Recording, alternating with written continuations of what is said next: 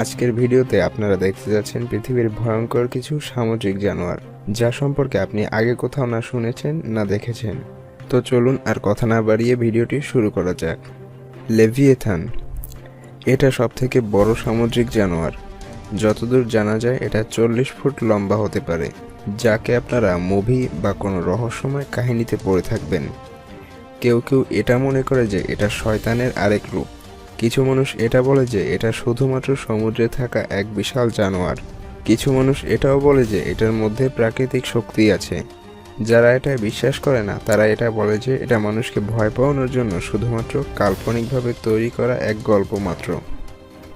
The গিগান্টিক octopus, এই সামুদ্রিক রাক্ষস সমুদ্রে যে কোনো জাহাজকে ডুবিয়ে ফেলার জন্য বিখ্যাত বলে জানা যায়। এটার সাইজ 20 ফিট পর্যন্ত হতে পারে। যাদের সম্পর্কে আমরা এ পর্যন্ত অনেক ঘটনা শুনেছি, কিন্তু আমরা এখনও এটা পৃথিবীতে থাকার কোনো প্রমাণ পাইনি। কিন্তু কিছু মানুষ এটা মনে করে যে এটা আমাদের পৃথিবীতে সত্যিই বাস করত, কিন্তু কিছু বছর আগে পৃথিবী থেকে এটা বিলুপ্ত হয়ে যায়। যার শরীরের কিছু ধ্বংসাবশেষ সমুদ্রের কিনারে এখনও পাওয়া যায়, যা থেকে এটা বোঝা যায় যে এ ধরনের জীব কোনো এক সময় পৃথিবীতে অবশ্যই ছিল। দ্য ব্লুপ, এই মনস্টারকে নিয়ে দুটি থিওরি রয়েছে।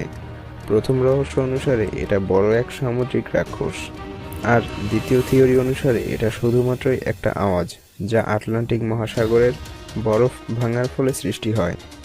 ন্যাশনাল ওকেন্টিক অ্যাডমিনিস্ট্রেশন এর মতে এই মনস্টার আসলেই পৃথিবীতে বাস করে, আর তাদের মতে এটা খুবই বড় জানোয়ার যা সমুদ্রের খুবই নিচে বাস করে। আর পৃথিবীতে এখনও কয়েক ট্রিলিয়ন জীবজন্তু আছে যা মানুষের জানা নেই। সেই অনুসারে এই মনস্টারের পৃথিবীতে থাকার সম্ভাবনা রয়েছে।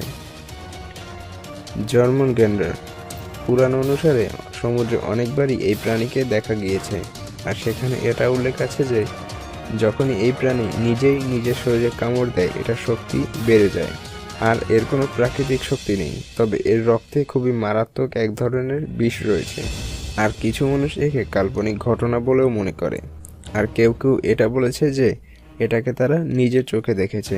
ডুবে যাওয়া জাহাজ থেকে বেঁচে ফেরা মানুষ অনেকে এটা বলে যে তাদের উপরে এই জানোয়ারই আক্রমণ করেছিল।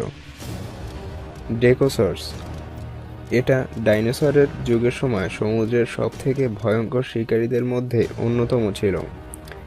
এর শরীরের ধ্বংসাবশেষ জার্মানিতে পাওয়া গিয়েছিল, যা দেখতে তিমি মাছ আর কুমিরের সংমিশ্রণের মতো ছিল। কিছু বছর আগে বিজ্ঞানীরা পৃথিবীর কয়েকটি দেশ থেকে এটার শরীরের জীবাশ্ম খুঁজে পেয়েছিল, যার মধ্যে আর্জেন্টিনা, রাশিয়া ও ইংল্যান্ড রয়েছে। এটা তার ভয়ঙ্কর দাঁতের কারণে তাদের যুগের সবথেকে ভয়ঙ্কর জীব হিসেবে পৃথিবীতে পরিচিত ছিল।